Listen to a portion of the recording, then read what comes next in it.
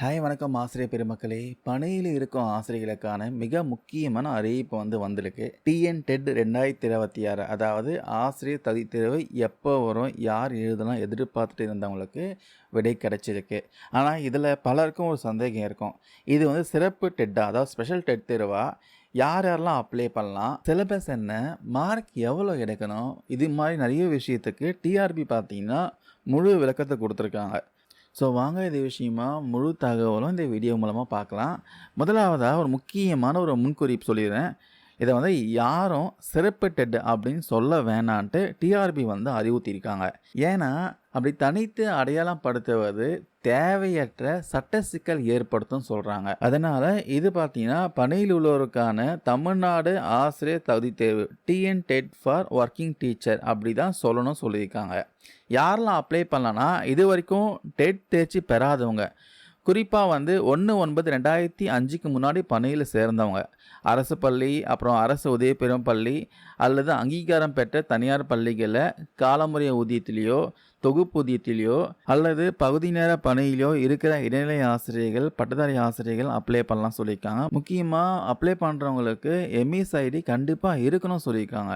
சரி, யார் எந்த தாளுக்கு, அதாவது எந்த பேப்பருக்கு அப்ளை பண்ணலான்னு கேட்டிங்கன்னா, டிப்ளமோ இன் டெக்னிக்கல் எஜுகேஷன் முடிச்சுட்டு இடைநிலை ஆசிரியராக அல்லது பிரைமரி ஹெச்எம்மாக இருக்கிறவங்க டிஎன் டெட் தாள் 1 பேப்பர் 1க்கு அப்ளை பண்ணலாம் சொல்லியிருக்காங்க. அதுக்கப்புறம் பிஎட் முடிச்சுட்டு பட்டதாரி ஆசிரியராக பிஆர்டி அல்லது special educator, middle school HM இவங்கெல்லாம் பார்த்தீங்கன்னா டிஎன் டெட் பேப்பர் 2 தாள் 2க்கு அப்ளை பண்ணலாம் சொல்லியிருக்காங்க. இன்னொரு முக்கியமான விஷயம், ஒரு எஸ்ஜிடி அல்லது பிரைமரி ஹெச்எம் பார்த்தீங்கன்னா அவங்களுக்கு அடுத்த பதவி உயர்வு வேணும்னு நினச்சாங்கன்னா அவங்க கண்டிப்பாக பிஎட் முடிச்சிருந்தா தாராளமாக பேப்பர் 2க்கு அப்ளை பண்ணலாம். 2 பேப்பரும் எழுதுகிறவங்களும் தனித்தனியாக கட்டணம் செலுத்தி அப்ளை பண்ணுற மாதிரி இருக்கும். எப்படி அப்ளை பண்ணலாம் பார்த்தீங்கன்னா, விண்ணப்ப பதிவு 2026 பிப்ரவரி 18 தொடங்கி ஏப்ரல் 10 வரைக்கும் நடைபெறும் சொல்லியிருக்காங்க. trb.tn.gov.in இந்த வெப்சைட்டில் மட்டும்தான் அப்ளை பண்ண முடியும். கட்டணம் எவ்வளோ பார்த்தீங்கன்னா, எஸ்சி, எஸ்சிஏ, எஸ்டி மாற்றுத்திறனாளிகளுக்கு ரூ. 300, மற்ற அனைவருக்குமே ரூ. 600 சார்ஜ் பண்ணுறாங்க. நெட் பேங்கிங் மூலமாகவோ கிரெடிட் கார்டு, டெபிட் கார்டு மூலமாகவோ ஈஸியாக ஆன்லைன்லேயே பே பண்ணிக்கலாம். இதுக்கு அப்ளை பண்ணுறதுக்கு கையில் வைத்திருக்க வேண்டிய முக்கியமான ஆவணங்கள் எதுன்னு பார்த்தீங்கன்னா, முக்கியமாக நீங்கள் விண்ணப்பிக்க உட்காரப்போ இந்த 10 விஷயங்களை ஸ்கேன் பண்ணி ரெடியாக வச்சுட்டு உட்காருங்க. ஃபஸ்ட்டு பார்த்தீங்கன்னா உங்கள் மொபைல் நம்பர், இமெயில் ஐடி ரெடியாக இருக்கணும், ஆக்டிவாக இருக்கணும். 2வது பாஸ்போர்ட் சைஸ் ஃபோட்டோ ஒரு 40லேருந்து 60 கேபிக்குள்ளே இருக்கணும். 3வது உங்கள் சிக்னேச்சர் அது 20லேருந்து 40 கேபிக்குள்ளே இருக்கணும். மிக முக்கியமாக சர்வீஸ் சர்டிஃபிகேட் பணிச்சான்று இதில் டிஇஓ அல்லது சிஇஓ கிட்ட கவுண்டர் சைன் வாங்கியிருக்கணும் பார்த்துக்கோங்க. சைஸ் 250லேருந்து 300 கேபிக்குள்ளே இருக்கணும். கம்யூனிட்டி சர்டிஃபிகேட்டு, அப்புறம் SSLC mark sheet, HSC +2 mark sheet, diploma in technical education certificate, paper 2 எழுதுவங்களாக இருந்தாங்கன்னா யூஜி டிகிரி சான்றிதழ், அப்புறம் மார்க் ஷீட்டு, கூடவே பிஎட் சான்றிதழ், மார்க் ஷீட்டு.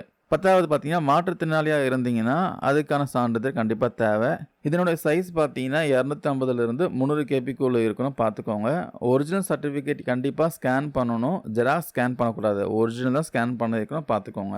ஒருவேளை நீங்கள் அப்ளை பண்ணிவிட்டு அதில் எதனா மிஸ்டேக் இருந்துச்சுன்னா ஏப்ரல் 11, 12, 13 தேதிகளை பார்த்தீங்கன்னா திருத்தம் செய்யலாம். எக்ஸாம் எப்போ நடக்கும் பார்த்தீங்கன்னா 2026 ஜூலை 4, 5 இந்த டேட் தான் பார்த்தீங்கன்னா டென்டேட்டிவாக கொடுத்துருக்காங்க. இது மாறுதலுக்கு உட்பட்டது சொல்லியிருக்காங்க. ஆல் டிக்கெட் பார்த்தீங்கன்னா ஆன்லைனில் தான் வரும். மொத்தம் 150 மார்க்ஸு, 150 கொஸ்டின்ஸ் இருக்கும். ஓஎம்ஆர் ஷீட் முறையில் தான் பார்த்தீங்கன்னா எக்ஸாம் நடக்கும். கம்ப்யூட்டர் பேஸ்டு எக்ஸாம் கிடையாது. தமிழ், ஆங்கிலம் வழியில் கொஸ்டின்ஸ்லாம் இருக்கும். அதுக்கப்புறம் பாடத்திட்டம், மதிப்பெண் விபரம் பார்த்தீங்கன்னா சிலபஸ்லாம் பார்த்தீங்கன்னா பேப்பர் 1க்கு குழந்தை உளவியல் 6லேருந்து 11th ஏஜ், அதுக்கப்புறம் பார்த்தீங்கன்னா 30 மார்க் கொடுக்குறாங்க. அதுக்கு தமிழுக்கு 30 மார்க்கு, ஆங்கிலத்துக்கு 30 மார்க்கு, கணக்குக்கு பார்த்தீங்கன்னா 30 மார்க்கு, அப்புறம் சூழ்நிலையல் இவிஎஸ் அதுக்கு 30 மார்க் கொடுத்துருக்காங்க. குறிப்பாக 5th ஸ்டாண்டர்ட் வரைக்கும் பாடங்கள் இருந்தாலும் 10th வரைக்கும் படிக்கிறது ரொம்பவே நல்லது. அப்போ தான் பேப்பர் 1 கிளியர் பண்ண முடியும். அதுக்கப்புறம் பேப்பர் 2, பேப்பர் 2லேயும் பார்த்தீங்கன்னா குழந்தை உளவியல் 11th to 14th வயது 30 மார்க் கொடுக்குறாங்க. அதுக்கப்புறம் தமிழ் 30 மார்க்கு, ஆங்கிலம் 30 மார்க்கு, கணக்கு அறிவியல் டீச்சராக இருந்தீங்கன்னா கண்டிப்பாக 60 மார்க் கொடுக்குறாங்க. அதுக்கப்புறம் சோஷியல் டீச்சர்ஸ்க்கு 60 மார்க்கு. மற்ற பாட ஆசிரியர்கள் பார்த்தீங்கன்னா நான் ஏற்கனவே சொன்னேன், அதாவது மேக்ஸ், சயின்ஸு இல்லைனா சோஷியல் எதை வேணாலும் தேர்வு செஞ்சுக்கலாம். குறிப்பாக 8th ஸ்டாண்டர்ட் வரைக்கும் படித்தா போதும் சொல்லுவாங்க. இருந்தாலும் +2 தரத்தில் தான் பார்த்தீங்கன்னா கொஸ்டின்ஸ்லாம் இருக்கும். அதனால் +2 வரைக்கும் எல்லா சிலபஸும் படிக்க பாருங்க. அதுக்கப்புறம் எக்ஸாமுக்கான தேர்ச்சி மதிப்பெண் பாசிங் மார்க் பார்த்தீங்கன்னா எஸ்சி, எஸ்சிஏ, எஸ்டி பிரிவினர்களுக்கு 60 மதிப்பெண் எடுத்தாலே pass. BC, BCM, MBC, DNC பிரிவினருக்கு 75 மதிப்பெண் எடுத்தால் பாஸு. மற்றவர்கள் ஓசி பிரிவினருக்கு பார்த்தீங்கன்னா 90 மார்க் எடுத்தே ஆகணும் பார்த்துக்கோங்க.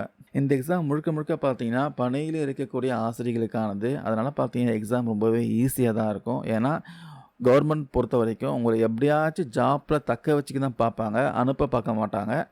அதனால் எக்ஸாம் கொஸ்டின்ஸ் எல்லாமே ஈஸியாக தான் இருக்கும். ஸோ என்ன தான் கொஸ்டின்ஸ் ஈஸியாக இருந்தால் கூட உங்களுக்கு ஃபுல் ப்ரிப்பரேஷனில் போங்க. ஃபஸ்ட் ஸ்டாண்டர்ட்லேருந்து 12th வரைக்கும் ஃபுல்லாக தரவாக படிச்சுட்டு போங்க. ஸோ யாரெல்லாம் பாஸ் பண்ணாமல் இருக்காங்களோ அவங்களுக்கு கண்டிப்பாக இது ஒரு பொன்னான வாய்ப்பை மிஸ் பண்ணாதீங்க.